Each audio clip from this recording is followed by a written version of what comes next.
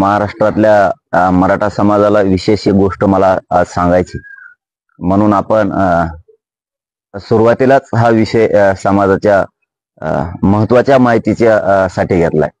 महाराष्ट्रातला मराठा समाज हा ताकदीने सध्या कामाला लागलेला आहे। मराठा समाजाचे प्रश्न सुटले पाहिजेत, मुलांचे प्रश्न सुटले पाहिजे, शेतकऱ्यांचे प्रश्न सुटले पाहिजेत, यासाठी मराठा समाज कामाला लागलाय। परंतु काय व्हायला लागले, हे सरकार डाव खेळायला लागले। सरकारने आता एक नवीन डाव टाकलाय, हे माझ्या महाराष्ट्रातल्या समाजाला माहित होणं खूप गरजेचं आहे। सरकारला काही केलं ना आपण फुटत नाहीयेत, मॅनेज होत नाहीयेत, किंवा त्यांना जे गैरसमज नेरेटिव्ह म्हणतायत ते भरून निघत नाहीये, म्हणून त्यांनी अनेक काही नवीन डाव टाकायचे प्रयत्न केले। परंतु ते काय कुठेही त्यांना आपण हटत नाहीयेत आणि मराठा समाजाची विजय असू द्या, जीत असू द्या, किंवा संघर्ष असू द्या, लढाई असू द्या, हे ते नाही रोखू शकत काही केल्यानं। त्यामुळं त्यांनी आता जरा नवीन एक डाव हे 2 दिवसात टाकला, काल परवा, की त्यांनी निवडणुका डिसेंबर मध्ये घ्यायच्या ठरवल्या। म्हणजे आता हे सरकार जानेवारी मध्ये स्थापन होणार। मग यांची भूमिका काय की यांच्या लक्षात येत नाहीये आपण काय केलं पाहिजे, आता मराठ्यांसाठी काय केलं पाहिजे हे त्यांना कळतच नाहीये। म्हणून ते आता राष्ट्रपती राजवट सुद्धा लागू शकते असा सुद्धा अंदाज आहे पुढं। कारण जर आता आपण 29 तारखेला बैठक ठेवली, त्याच्यानंतर सप्टेंबर ऑक्टोबर मध्ये निवडणुका होत्या, कारण योग्य वेळ होती आपली पण आणि निवडणुकाची पण। त्यांच्या लक्षात आलं की त्यांनी पुन्हा ती पुढे ढकलली। म्हणजे आता सप्टेंबर ही ऑगस्ट आहे, ऑगस्ट आपण सोडून देऊ, सप्टेंबर, ऑक्टोबर, नोव्हेंबर, डिसेंबर अख्खे 4 महिने जायचे। 4 महिने म्हणजे हा त्यांच्यासाठी खूप मोठा पेश आहे, खूप मोठा। त्यांना जे काय डाव प्रतिडाव खेळायचे याच्यासाठी। आणि हे काल परवा असं लक्षात आलं की सरकार काय बघतंय, आपली भूमिका काय, मराठ्यांची भूमिका काय, 29 तारखेला मराठ्यांची भूमिका काय असणार आहे। आता आपण तिथं भूमिका काय महाराष्ट्रातल्या मराठा समाजाला सांगतो, आपली काय भूमिका असणार आहे, लढायची का पाडायची, ही भूमिका आपली असणार आहे। उमेदवार कुठे द्यायचे, किती द्यायचे, युती कोणा बरोबर आहे, किती मतदारसंघ लढायचे, आपले डाव काय, आपले डावपेच काय, हे आपण तिथं सांगणार आहेत। कशा स्वरूपानं आपण पुढे जायचंय, काय काय केलं पाहिजे, कोणत्या जाती धर्माला सोबत घ्यायचं, कोणत्या जाती धर्माचे नेते सोबत घ्यायचे, ही आपली आखणी रणनीती आपली सुरू आहे। पण त्यांनी असं ठरवलं वरच्या लेवलवर की 29 तारखेला मराठे काय करतात हे बघून त्याच्यावर आपण ठरवू। म्हणजे आपण उमेदवार दिला मग त्यांना द्यायचं, आपलं डिसिजन झाल्यावर मग त्यांना द्यायचं, ही त्यांची भूमिका आहे। आणि हे आपल्या ज्यावेळेस लक्षात आलं ना की यांना आपलं अगोदर 29 तारखेला काय व्हायचं बघायचं, आणि नंतर यांना ते 4 महिन्यानंतर वेळ आहे मग, म्हणजे आपल्या रणनीतीवर काम करायसाठी, आपल्या रणनीतीवर काम करायसाठी। हा, त्यांनी ह्याच वेळेस जर निवडणूक खुली असती, म्हणजे आहे त्या सप्टेंबर ऑक्टोबर मध्ये, तर आपल्याला काय वाटलं नसतं, कारण आपली योग्य ट्रॅकवर आपण निर्णय घेतोय, लढायचे का पाडायचे, काय करायचे हे योग्य वेळेवर आपण निर्णय घेतो, म्हणजे 29 ऑगस्टला घेतोय। पण त्यांनी लांबविल्यामुळं माझ्या महाराष्ट्रातल्या मराठा समाजाला असं सांगणं, आपले डाव प्रतिडाव, आपलं काय डोकं चाललंय, आपली काय रणनीती ही त्यांना कळता कामा नये, त्यांना सलाईनवर ठेवावं लागणार आहे। 29 तारखेला आपल्याला बैठक आपण पुढे ढकलायचं ठरवतोय, कारण 29 तारखेला जर पुढे डिक्लेअर केलं आपण, तर याच्यावरती सरकार काम करणार आहे आपल्या डावांवरती। आणि आतापर्यंत देवेंद्र फडणवीसने जेवढे डाव टाकले ते एकही यशस्वी आपण होऊन दिलेला नाहीये। ही पहिली वेळ अशी झाली असती की 29 तारखेला आपण बैठक घेतली, मराठा समाजानं फक्त समजून घ्या, ह्यावेळेस काय माहितीये का, जे होईल ते होईल, ह्यावेळेस तर आता जे व्हायचं ते होणारच, त्याचा आपण विचारच नाही करत। पण निवडणुकीत काय करायचंय, कोण उभा करायचं, काय जे व्हायचं असेल ते होईल, आता उड्यात टाकायचं म्हणल्याच्या नंतर जे व्हायचं असेल ते होईल, त्याचा विचार नाही करत आपण। पण आपली रणनीती, आपले डाव प्रतिडाव हे सुद्धा कळू नये त्यांना, कळाले तर ठीक आहे ना, तर निवडणूक त्या टप्प्यात असावं, कारण त्यांना बी मागं पुढे सरकारला चान्स नाही पाहिजे आणि आपल्याला पण मागं पुढे सरकारला चान्स नाही पाहिजे। आता आपण आपलं ओपन करणार 29 ऑगस्टला, डिसेंबर मध्ये निवडणूक होणार, म्हणजे 4 महिन्यानं, 4 महिन्यात आपण काय करणार आहे, यावरती सरकार काम करणार आहे। त्यामुळं आपण असं ठरवलंय की 29 ऑगस्टला राज्यातून 20-22 लाख मराठी एका जागेवर येणार आहे, राज्यातून एवढा मोठा लोकांचा येण्या जाण्याचा खर्च होणार आहे। आणि त्या दिवशी मी 29ला सांगायचं की सरकारने पुढे निवडणूक लांबवल्यामुळं आपण आपली सुद्धा बैठकीची तारीख नंतर कळू, म्हणजे निवडणुकीच्या अगोदर आपण बैठक घेऊ। जसं आता ह्या सप्टेंबर ऑक्टोबर मध्ये निवडणूक होती म्हणून आपण 29 ऑगस्ट निवडली होती. तसंच आता पुढची निवडणूक ते काय घोषणा करतायत त्याच्या अगोदर आपण बैठक घेऊन ठरवू की पाडायचेत का लढायच्यात या जागेवरती. कारण त्यांना जागा रिकामी नकोय. कारण जर आपण निर्णय घेतला 29 ऑगस्टला, कारण लाखानं लोक येणार, खर्च भरपूर होणार आणि मग तिथं सांगायचं आपण या पद्धतीने की सरकार निवडणुका पुढे लांबल्यात, आपण निर्णय आपला नंतर घेऊ. त्यापेक्षा ती बैठकच आपली पुढे ढकललेली चालते ना. 2 रुपये लोकांचे यायचे वाचतील. आपली आहे त्या भूमिका आपण ठाम राहायचंय, त्याच्यात काही दुमत नाही. बैठकच घ्यावं असं काहीच नाही. बैठक घ्यावा तर आपण उघडे पडतो. सरकार आपल्याला एक डाव करू देत नाही, आपले का डाव करू द्यायचे. त्यामुळं ही 4 महिन्याच्या मधल्या गॅपमध्ये त्यांना असं वाटलं होतं देवेंद्र फडणवीसला आणि सरकारला की 29 तारखेला आता यांचा निर्णय आहे आणि हे सांगून टाकतील लढायचे का पाडायचे, मग त्याच्यावर आपण काम करू. हे उमेदवार सांगतील मग त्याच्यावर आपण काम करू. हे कोणाबरोबर युत्या करायच्यात मग त्याच्यावरती आपण काम करू, असा त्यांनी एक डाव बांधला होता. पण आपण 29 ला जाहीर कशासाठी भूमिका करणार होतो ते सप्टेंबर ऑक्टोबर मध्ये निवडणूक होते म्हणून. आता यांनी जर त्या पुढे ढकलल्यात आपला डाव ओळखायसाठी तर मग आपण डाव ओळखायचा नाही. राजन यांना असं सलाईनवरती आपण तरी कशामुळे सांगायचं यांचं, म्हणजे यांना हुशार करायचं का सरकारला आपण. कारण हे मराठा समाजानं राज्यातल्या अगोदर समजून घ्या की आपल्याला आपण 29 ऑगस्टची बैठक सरकारनं निवडणूक पुढे ढकलल्यामुळं आपले डावपेच आपली रणनीती त्यांना बघायची म्हणून आपण पुढे ढकलितोय. सगळ्या महाराष्ट्रातल्या मराठा समाजाला ज्यावेळेस ती पुढची निवडणुकीची त्यांची भूमिका होईल त्याच्या अगोदर आपण बैठक पुन्हा घेऊ. जसं आपण सप्टेंबर ऑक्टोबर मध्ये निवडणूक होत्या म्हणून 29 ऑगस्टला बैठक घेऊन जाहीर करणार होतो राज्यासाठी लढायचे का पाडायचे. हीच भूमिका आपण त्यांच्या आता ज्यावेळेस तारखी ते नंतर डिक्लेअर करते त्याच्या अगोदर घेऊन ठरवू आपण लढायचे का पाडायचे. हे झाला एक मुद्दा. 29 ऑगस्टची तारीख ही आपली उद्याची बैठक आपण पुढे ढकलो तर 29 ऑगस्टला बैठक होणार नाहीये. हे महाराष्ट्रातल्या मराठा समाजानं समजून घ्या आणि कशासाठी होणार नाहीये हे पण पूर्ण मीडियाच्या बांधवाच्या माध्यमातून तुम्ही बघा आणि हे पण समजून घ्या. हा झाला आता एक भाग. दुसरा, ज्या गावागावात आपण गेलोय सगळ्यांना सांगितलंय पुन्हा एकदा गावागावात कायम जागृती ठेवायची, ती बंद होऊ द्यायची नाही. फक्त आता ज्या बैठका तुम्ही घेत होता 29 ऑगस्टला चला म्हणून त्याचं रूपांतर बैठका सुरू ठेवायच्यात फक्त याच्यात करा की महाराष्ट्रातल्या प्रत्येक तालुक्यात मराठा समाजानं गावागावात आता हे काम करा की कोणत्या गावात नोंदी कोणाच्या सापडल्यात आणि कोणत्या गावात सापडल्या नाहीत. हे काम मराठा बांधवांनी आता गावागावात बैठका घेऊन सुरू करा, सुरू ठेवा हे काम. पहिल्या बैठका होत्या आपल्या 29 ऑगस्टला या म्हणून, आता कशासाठी की कोणत्या गावात नोंदी सापडल्या नाहीत आणि त्या का सापडल्या नाहीत हे काम करा. कोणत्या गावात नोंदी सापडल्या तर प्रमाणपत्र दिलेत का त्यांना नाही दिलेत हे बघा, जेणेकरून ते आपण तहसीलदारांना त्यांना हे विचारा नोंदी सापडलेल्या असून का दिल्या नाहीत हे जाब विचारा. आणि गावागावात जाऊन विचारा अडचणी काय काय येतात, नोंदी काढायला रेकॉर्ड तपासलेत का हे गावागावातल्या लोकांना जाऊन विचारा. हे तहसीलदारांना जाऊन विचारा या गावातल्या नोंदी का निघाल्या नाहीत किंवा ज्या गावात निघालेत त्यांचे प्रमाणपत्र का दिले नाहीत. हे झाले 2 काम. तिसरं काम, आता आपल्याकडे बी वेळ, सरकारने आपल्या निर्णयावर भूमिका ठरवली होती की पुढं सत्तेकडे कसं जायचं किंवा निवडणुका कशा लढवायच्या.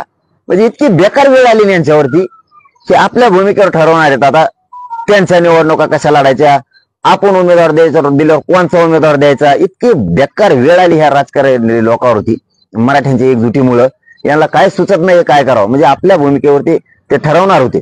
तर आपण तिसरं काम करूयात, मग आपल्याला पेस मिळाला काम करायला. तुम्ही किती डावं टाकणार आहेत, आम्ही ओपन करत नाहीत, आम्हाला काय करायचं ती निवडणुकीच्या आधी आम्ही करणार आहेत ओपन. मग आता तिसरं काम आपण असं करू की मतदारसंघ आहे आपण घोंगड्या बैठका चालू करू, आपणच बैठका सुरू ठेवू. मी येतो त्या बैठकांना, प्रत्येक मतदारसंघात बैठका घ्या सुरू करायच्या. यांनी आता 4 महिने वेळ वाढीलाच.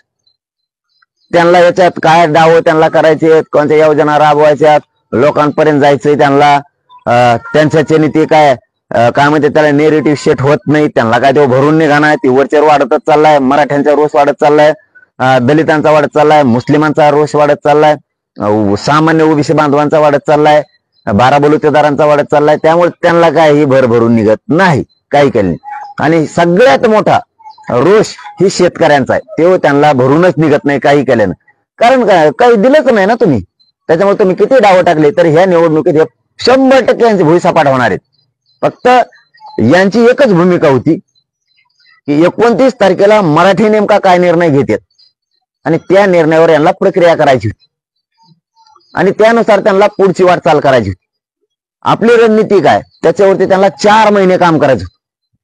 कोण उमेदवार द्यायचे, काय करायचे हे त्यांना सगळं आपल्या याच्यावर काम करायचं होतं. त्याच्यामुळे आपण सुद्धा 19ला डिक्लेअरच नाही करायचं, बैठकच पुढे ढकलू आपण सुद्धा. देवेंद्र फडणवीस डाव टाकतो का मराठ्यांच्या मनात काय, कसं करायचं, काय करतोय ठरवू आपण. जसे निवडणुकीचे पुढे तारीख येईल त्याच्या अगोदर महिना 1-1.5-2 महिने आधी ठरवू, 1.5-2 महिने अगोदर ठरवू आपण मराठ्यांनी लढायचे का पाडायचे. आतापासून फक्त या 2-4 कामात राहा. आपण मतदारसंघ निहाय बैठका सुरू करू.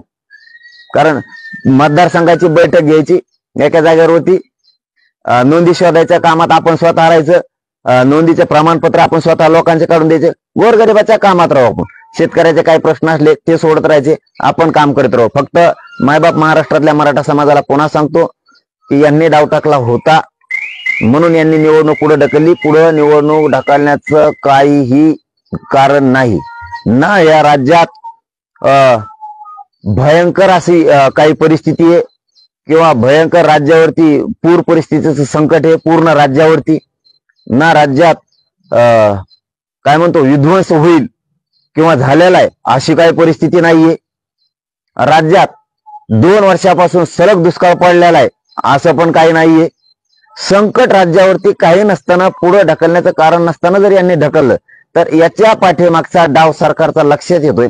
मराठे कशी रणनीती निवडणुकीच्या आखतेत त्यावर त्यांना काम करायचंय. म्हणजे मराठ्यांच्या एकजुटी पुढे सरकार सुद्धा हतबल झालंय यातून स्पष्ट दिसतंय. यांना आपली 29 ऑगस्टची रणनीती बघायची होती. आपण काय करतोय, आपण लढणार आहेत का पाडणार आहेत. आपण जर लढायचं म्हणलं असतो तर यांना त्याच्यावरती रणनीती आखायची होती, कसं काय करायचं पुढं. म्हणून आपण पाडणार आहेत म्हणलं तर त्याच्यावरती यांना रणनीती आखवायची होती, पुढं काय करायचं ती. कारण तिकडूनच मुंबईकडूनच कळालंय आपल्याला, त्याच्यावर यांना रणनीती आखवायची होती. आपण कोणाबरोबर युती करणार आहेत, मग त्यांना कोणाबरोबर करायची, ह्या सगळ्या रणनीत्या ते आखणार होते. आपण कोणचे उमेदवार देतोय हे सगळं यांचा जो कारभार होता ना एकूण आपल्या 29 ऑगस्टच्या बैठकीवर थांबला होता. त्याच्यामुळे हे सगळे शांत होते, हे फक्त बघत होते 29 ऑगस्टला मराठ्यांचा निर्णय काय.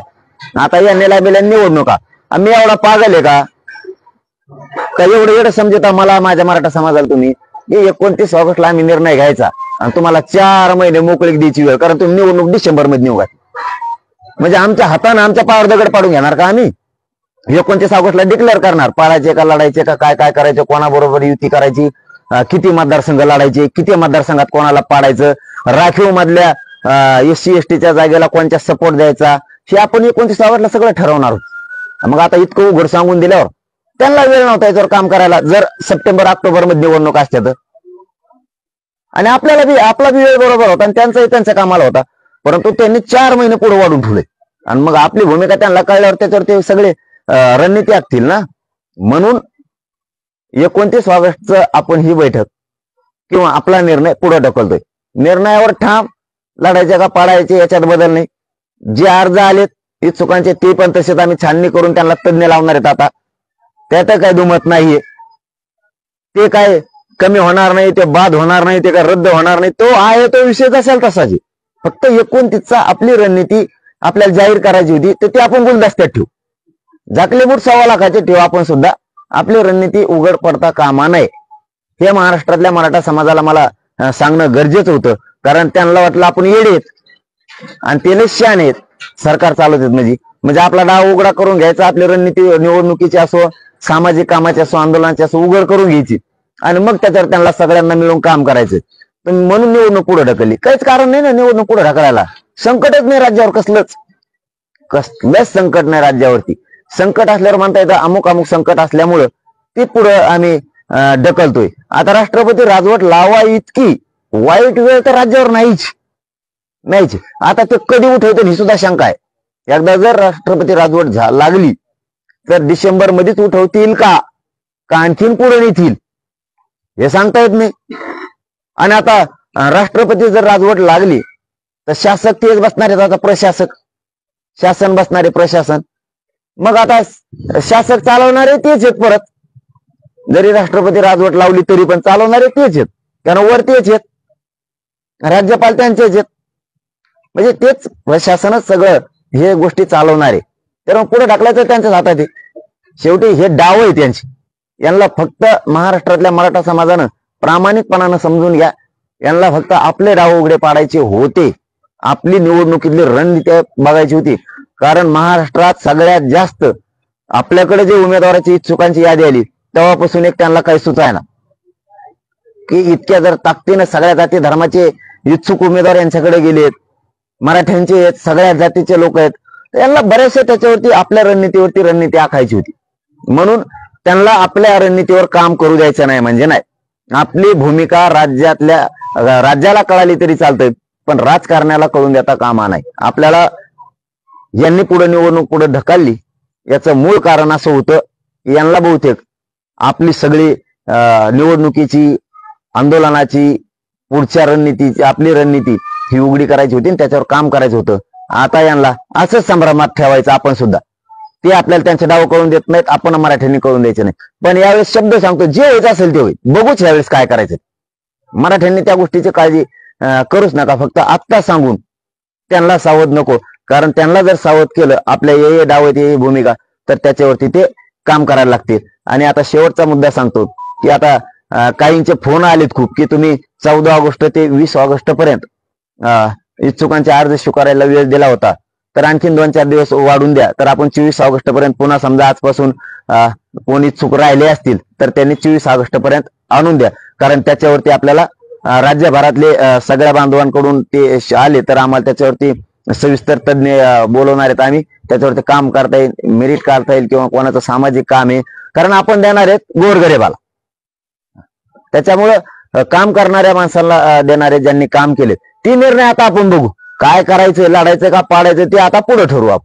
आता आपण या विषयावर बोलायचंच नाही. आता फक्त एकच काम करायचं, शांत का बसायचं.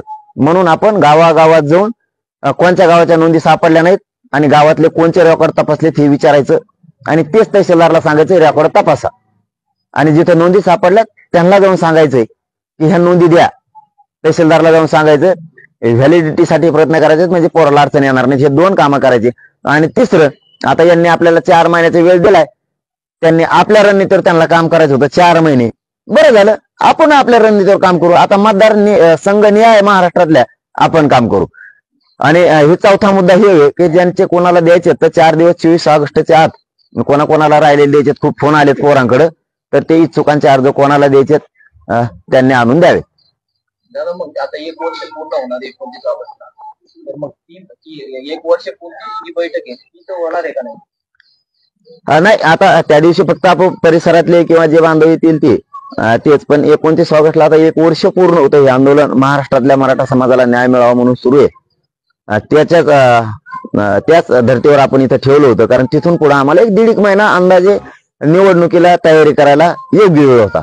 परंतु आता हे असं यांनी उलट गेम टाकला ह्या सरकारनं की 29 ऑगस्ट पासून आम्ही जर आमची भूमिका क्लिअर केली असते तर आम्हाला काम करायला सोपं होतं 1.5 महिना.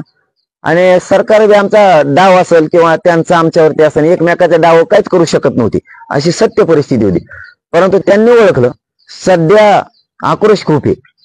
मराठा एका बाजूला आहे, मुस्लिम पण एकाच बाजूला आहे, दलित पण एकाच बाजूला आहे, शेतकरी पुरा एका बाजूला आहे, गोरगरीब ओबीसी एका बाजूला आहे, तर धनगर बांधव एका बाजूला, हे त्यांच्या लक्षात आलं. आणि मग त्यांनी ओळखलं की निवडणुकीत पुढे ढकलून टाका ना. असंच करतात बघा ते कधी पण. कारण त्यांना मेरिटला ना ते पुढे ढकला नेतात. नुसतं गोड बोलत राहते. जसं 1 वर्ष झालं आंदोलन सुरू आहे अशा पद्धतीनं. त्यामुळे हे काय त्यांना जे काय अन्याय समाजावरती जनतेवरती झाले हे काय भरून निघत नाही. त्यांना काय ते खड्डे भरू शकत. तुम्ही किती पुढे निवडणूक टाकला, कारण इथं प्रश्नच तसे आहेत. फौजीचे आहेत, जे शहीद झालेत लोक त्यांच्या कुटुंबाचे आहेत प्रश्न. इथं अंगणवाडी सेविकाचे प्रश्न आहेत, ते बी जनतेत गरिबातच मोडत आहेत. त्या अशा सेविका कित्येक तरी काम करणारे, तर कंपन्यात काम करणारे लोक आहेत, शेतकऱ्याचे प्रश्न तुम्ही करू शकत नाही. ते तुम्ही चिऱ्यामिऱ्यात वाटू शकता फक्त लोकांना, आणि चिऱ्यामिऱ्यातली जनता आता नाही राहिली. 1000 घेईन, 1500 घेईन, 3000 घेईन, वाढून देतो मला मोठं करा आणि मग मी वाढून देतो. तुमच्या तोंडाने तुम्हीच सांगा आता, आम्हाला एवढे बार मतदान करा मग आम्ही आणखीन वाढून देतो. विकत घ्यायला लागलेत का काय लोक तुम्ही? अजित दादा एका भाषणात म्हणले एवढे बार देण ठेवा म्हणून 1500 दिलेत. काय राव तुम्ही बहीण म्हणून देता आणि म्हणता ती योजना चांगली, आम्ही का तिच्या ठिकाणी तुमच्या भाषेवर सांगायला लागलो. काय भाषा आहे तुमची? असं नाही कुठं तुम्ही निवडणुका पुढे ढकलल्या आणि काय झालं तर आम्हाला आयुष्याचं पाहिजे बाबा, आयुष्याच्या सुविधा पाहिजेत, आयुष्याचं शेतकऱ्यांना शेतीला भाव पाहिजे. तुम्हाला काय माहिती काय पायात काटा घुसल्यावर किती दिवस निघत नाही, शेतात गाडी धावतात गुतून पडल्यावर पाय मोडल्यावर किती दिवस घरात बसायला लागतं तुम्हाला काय माहिती? इच्छू साप चावल्यावर तुम्हाला काय माहिती काय होतं आमच्या हाल? आम्हाला आयुष्याचं पाहिजे आणि तेच इथून पुढे जनतेने सुद्धा केलं पाहिजे. माझी जनतेला खरंच विनंती, प्रत्येक वेळेस यांना निवडून आणून गुलाल त्यांच्या डोक्यावर पडतो आणि खांद्यावर आपले लोक उचलते त्यांना आणि नाचते डीजे लावून. निवडून आला ठेव, तुम्ही तेव्हा आनंद व्यक्त नका करू, आपण हे आनंद व्यक्त करा. तुमचं पोरगा अधिकारी झालं पाहिजे, मग तुमच्या गावात डीजे लागला पाहिजे. आणि जे पोरगा अधिकारी झालंय किंवा जी पोरगी अधिकारी झाली, गावाने तिच्या बापाला खांद्यावर घेऊन नाचलं पाहिजे. हे आनंद व्यक्त करायचा शिका गोरगरिबाने. ते भंगार सगळ्या दुनियाचं ते नेता त्याला निवडून आणतात, त्याच्या डोक्यावर बोलायला टाकतात, त्याला डीजेला घेतात, गळ्यात तुम्ही घेता, खांद्यावर त्याला घेता, नाचता त्याला घेऊन म्या निवडून आणला, म्या निवडून. काय मोठे पण आहे तुम्हाला, म्या निवडून आणलं, म्या निवडून आणलं. काय निवडून आणलं त्याला?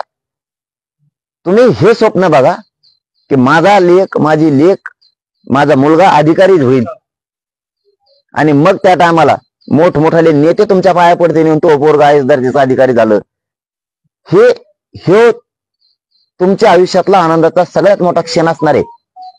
हे सगळ्या जनतेला सांगतो मी, मराठ्यांसह सगळ्यांना, याच्यासाठी लढा. आपण सगळं उलट खेळत होत राव, सगळं उलट प्रवाह आहे आपला सगळा. निवडणुका आल्या की पॉम्पलेट चिटकेणार आपण, प्रचार करणार आपण, मारामाऱ्या करणार आपण, डोके फुटणार आपले, केस होणार आपल्यावर, निवडून येतो तो हरामखोर. आणि मग त्याच्या डोक्यावर गुलाल आपण टाकणार, डिझेल पैसे आपण देणार, फुलं आपण आणणार, त्या नेत्याला खांद्यावर आपण घेणार, निवडून येणार तो हरामखोर. काय आनंद आहे तुम्हाला? याचं रूपांतर वेगळं करा, याचं रूपांतर वेगळं करा. तुमचा लेकरू अधिकारी झाला पाहिजे, त्यासाठी त्याला आरक्षण मिळालं पाहिजे. तुमचा शेतकरी मोठा झाला पाहिजे, त्या मालाला भाव मिळाला पाहिजे, याच्यासाठी तुम्ही लढा. जर तुमचं पोरग अधिकारी म्हणून गावात आलं तर त्या बापाला ज्यावेळेस खांद्यावर घेऊन नसते, त्या आईला ज्यावेळेस खांद्यावर घेऊन नसते, तो खरा आनंद आहे आयुष्यातला. हे कोण? माझे आईबाप, माझ्या मराठ्यांचे आईबाप शेतात काम करतात आणि पोरग किंवा पोरगी इकडे अधिकारी झाली, फोनवर जरी शेतात कळालं की तुमचे पोरग किंवा पोरगी आरक्षण मिळाल्यामुळे अधिकारी झाली, शेतात जरी माझे गोरगरीब मराठ्याचे मायबाप काम करत असले, तर तिथून गावकऱ्यांनी त्यांना खांद्यावर उचलून आणलं पाहिजे नाचत नाचत की तुमचं पोरग अधिकारी झालं, गावाची शान वाढली, जातीची वाढली, समाजाची वाढली. ही तुमचा खरा आनंदाचा आयुष्याचा क्षण हे मराठ्यांनी आणि सगळ्या जनतेने समजून घ्या. लाडली बहीण योजनेवर तुम्ही आता बोललात, लाडली बहीण योजना बंद करायला पाहिजे का? मी बंद करा म्हणलो का? तुम्ही म्हणताय एकीकडे म्हणता 1500 रुपये पण देतात, काढून घ्यायची पण धमकी देतात. आणि मी बंद करा नाही सांगितलं, मी योग्य भूमिका सांगितली. तेच तोंडानं म्हणतात आम्हाला मतदान करा. आता एवढे बार दिलेत, बहीण म्हणून दिलं, ते द्यायचे असेल ती चांगली योजना आहे, तिच्याबद्दल आमचं दुखायचं काही कारण नाही. पण तुमच्या ज्यानी हा आक्रोश नाही थांबू शकत. लाडकी बहीण योजनेसाठी सरकारजवळ एवढा मोठा पैसा आहे, मात्र जे तुम्ही आता उल्लेख केलाय, अंगणवाडी सेविका यांचं जे मानधन आहे ते अनेक वर्षांपासून रखडलेलं आहे, की त्यासाठी अनेक आंदोलनाच्या माध्यमातून झगडतात, की त्यांना मिळत नाही. त्यांनी सुद्धा आवाज उठवला याबद्दल की लाडकी बहिणीसाठी सरकारजवळ पैसे आहे, मग आमच्यासाठी नाहीये. खरंय ना, त्यांच्यासाठी एसटीचं आंदोलन सुरू आहे. त्यांचं शिक्षक कितीतरी आहेत, त्यांचं तसंच पडलंय. कितीतरी शाळा अनुदानित, विना अनुदानित आहेत, त्यांचं तसंच पडलंय. ह्या राज्यात इतके प्रश्न आहेत. शेतकऱ्याचा पीक विमा नाही आणखीन, हा शेतकऱ्याचं अनुदान नाही आणखी. काय कोणकडे काय करता तुम्ही? काय करणार आहेत? मराठ्याला आरक्षण नाही आणखी, धनगराला आरक्षण नाही आणखी. काय करणार आहे? कोणतं सरकार आहे तुम्ही? कोणते देवेंद्र फडणवीस सत्ता चालवता? इथं काय साधे प्रश्न आहेत का? काय इथं खूप प्रश्न आहेत. गोरगरीब ओबीसीचे प्रश्न तसेच पडले. यांना काय तात्पुरतं दाखायची सवय लागली बघा. तात्पुरतं समजा शरीराला एखाद्या आजार आहे, त्यांना ते आजार नीट करायची सवय नाही त्यांना. त्याला डेकोरेशन करायची सवय लागली एखाद्या माणसाला. त्याला आंघोळ घालिणार, साबण लावणार, त्याला पावडर लावणार, गंध लावणार, काळा चष्मा चिटकेणार त्याला, आणि मग त्याला मिरणार, पांढरे पगार कपडे घालणार त्याच्या अंगावरून. अरे ते चांगलं दिसन का? ते आतून रोग झालाय, त्याला सगळा आजार झालाय, ते नीट कर ना. तुम्ही आजार निर्माण करणारेच सरकार आहे. आजार निर्माण करणारच सरकार आहे. शेतकऱ्यांना अडचणीत आणणारच सरकार आहे. मराठ्यांना, धनगरांना अडचणीत आणणारच सरकार आहे. मुस्लिमांना अडचणीत आणणारच सरकार आहे. हेच आजारी बनवित आणि हेच वरून दाटूनच म्हणतात हा आम्ही नीट करतो आता. म्हणजे कर्जबाजारी हेच करणार, परत माफी पण हेच नाही करणार. निवडणुकीच्या काळात फक्त म्हणणार कर्जमाफी, लोकांना खुश होतात, लोकांवर झाली माफी, होतच नाही ती. पुढे पुन्हा त्या बँकेचे लेटर येतात. ही परिस्थिती आहे लोकांची. हे फक्त तात्पुरतं दाखवते तुम्हाला आमचं काम दिलं आम्ही, आणि त्याच्यावर काय विषय जाईल का आमचं कडीला? आम्हाला कायमची सुविधा द्या ना, कशाला नाटका करता? पाटील, तुम्ही आताच म्हटलं की सरकार राष्ट्रपती राजवट लावण्याचा प्रयत्न करते. हा, मग आता निवडणुका पुढे ढकलायच्या म्हणल्यावर तर लागणार आहे. कारण ऑक्टोबर पर्यंत सरकार गठीत होणं गरजेचं आहे, विधानसभा अस्तित्वात येणं गरजेचं. आणि ते जर आता पुढे ढकलायचं म्हणलं डिसेंबर मध्ये, तर विधानसभा अस्तित्वात येईल जानेवारीत. म्हणजे 4-5 महिने वेळ.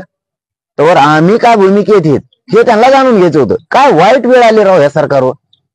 आम्ही काय भूमिका घेणार? मराठ्यांची भूमिका काय? निवडणुका लढवायच्या म्हणतात का पाडायचं म्हणतात? उमेदवार कोण, किती मतदारसंघात लढायचं म्हणतात, कोणाकोणाशी युती आहे, काय आहे? आता तुम्ही हे बघणार मग रणनीती आखणार. तुम्हीच लय शान येतोय. आम्ही बैठक पुढे ढकलो काय त्याला? आम्ही कळून देत नाही तुम्हाला आम्हाला आमचे काय डाव आहेत. आंदोलन मोडीत काढण्यासाठी सरकार राष्ट्रपती राजवट लावण्याचा प्रयत्न करते. एवढी टप्पर नाही. पुरा भारत देशातलं ते सत्ता आली तर मराठ्याचं आंदोलन मोडू शकत नाही त्यांना. एवढी टप्पर त्यांच्यात नाही. मराठ्याच्या मनगटाला मनगट लावायला आणखीन जालमायचे. फक्त आम्ही शांत आहेत. आम्ही फक्त शांत आहेत. संयमी आहे, मी संयमी आहे. मी शांततेत मराठ्यांना घ्या म्हणतोय. मराठा जर त्या भूमिकेवर उतरला पळता भूमी कमी होईल या सरकारला. काल बदलापूरमध्ये जी घटना घडली त्यानंतर आंदोलन पालकांनी केलं होतं. मात्र जवळपास 7 ते 8 तास हे आंदोलन चाललं. मात्र त्या आंदोलन दरम्यान पोलिसांनी काही आंदोलकांवर लाठीचार्ज सुद्धा केलाय. आता सरकारनं प्रतिक्रिया देताना असं सांगितलं की हे आंदोलन जे आहे ते राजकीय भूमिकेतून असल्याचं त्यांनी प्रतिक्रिया दिली. काय वाटतं तुम्हाला? त्यांना दुसरं काय येणार आहे? रडक्यापणाशिवाय दुसरा काय येणार आहे यांना? राजकीय आंदोलन म्हणजे त्या लेकराचं त्याच्यावरती अत्याचार झालाय आणि ते आंदोलन तुम्ही राजकीय म्हणतात. तुमच्यासारखे मूर्ख लोक नाहीत राव कोणी राज्यात. मग जर असं म्हणत असली तर म्हणलेत का नाही तुम्हाला माहित नाही, पण जर ते असं म्हणत असले हे राजकीय आंदोलन आहे, ते लेकरासाठी केलेलं बदलापूरच्या अत्याचार झालाय त्या मुलींवरती आणि त्यांच्यासाठी आंदोलन करणाऱ्या लोकांना जर तुम्ही राजकीय म्हणत असले, तुमच्यासारखे नालायक लोक नाहीत मग कुठं असल्या सत्यावर लाता मारायला पाहिजे यांनी स्वतःहून. ह्याला काय भावना आहे तुमची महिला म्हणशील लेकराविषयी? आंदोलन करणारा राजकीय तुम्हाला काही बोलताच येत नाही का दुसरं? कोणाचं आंदोलन असलं का राजकीय? आमक्याचा वास येतो तामक्याचा वास येतो म्हणून पडले वर धुऱ्या करून. आता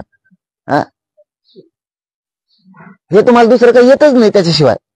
नाही आता ते लेकरू एक पुऱ्या देशाचं आहे. आज देशात हळहळ केली जाते, महाराष्ट्रात नाही तर पुऱ्या देशात. आणि असं मूर्खासारखं बोलतेत की ते राजकीय आंदोलन आहे काय? तुम्हाला लोक ठेप्याला आणणार आहेत. मायबाप जनतेला माझं म्हणणं आहे यांना पाय घाल टाकाच ह्यावेळेस. यांना सोडूच नका. यांना बी आपले डाव करून देऊ नका. यांनी सगळे अडचणीत आणले. मराठी अडचणीत आणले, मुस्लिम अडचणीत आणले, दलित अडचणीत आणले, 12 बलुतेदार सामान्य ओबीसींनी अडचणीत आणला. यांना एकदा ना टाकाच यांना पायाखाली. यांना सोडायचंच नाही यावेळेस. लाठीचार्ज झाला त्या आंदोलकांवर, महिलांवर. शेवटी आता काय द्वेषी माणूस, गृह खातं चालवणारा इतका द्वेषी आहे. त्याला त्याचं कुटुंब सोडता त्याला दुसरे दिसतच नाहीत आणि दुसरे त्याला आपले वाटतच नाहीत कधीच. त्याला कधीच असं वाटत नाही की ही जनता आपली आहे, हे राज्य आपलंय, सत्तेवर आपण बसलोय, आता नको जातीवाद, आता सगळी जनता म्हणजे माझी, किंवा पक्षात भेद नको, असं कधीच वाटत नाही. कशात बी देश हाणायला लावणार, लगेच आंदोलकाला हाणायला लावणार पोलिसाला. अरे दिवस बदलत असतात भाऊ. तुम्ही बघितलं नाही? तुम्हालाच वाटत होतं याच्या आधी काँग्रेसची सत्ता कधी बदलेल का? आली भाजपाची. आता त्यांना जसं वाटत होतं तुम्हाला त्यांच्याबद्दल, तसं तुम्ही बी लय गारवत नका जाऊ. अमरत्व घेऊन नाही आल्याल तुम्ही. बदल होत असतो आणि प्रत्येकाचे दिवस येत असतात. गृहमंत्री झालात, फोडाफोडी केलं म्हणून सरकार बनवलं म्हणून अमरत्व झालं समजू नका. जनतेच्या हातात पावर आहे, खाली टाकू शकते तुम्हाला आणि ह्यावेळेस टाकणारच आहेत. लाठीचार्ज करता त्या बदलापूर सारख्या घटनेवरती आणि सरकार चालवायला निघाले. एबीपी माझा, उघडा डोळे बघा नीट.